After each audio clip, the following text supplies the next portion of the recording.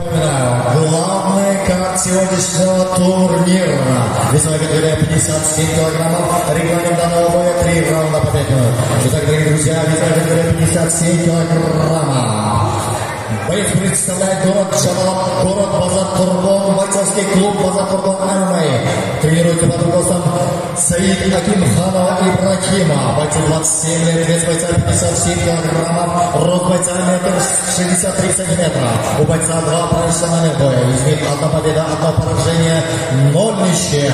Представляющий город Базар-Турбон, встречайте! Сахарбек! Будет противостоять боец из города Ош, представляющий бойцовский клуб Мухаммед Умар. Тренируется под руководством Талая Асиева, бойцу 21 лет, вес бойца 57 килограммов, рост бойца 1,65 сантиметров. Представляет город Ош по прозвищу Петр Ян Ибрахим Саттаров. С красного угла Ибрахим Саттаров выходит с желтой карточкой за несоблюдение весовой процедуры.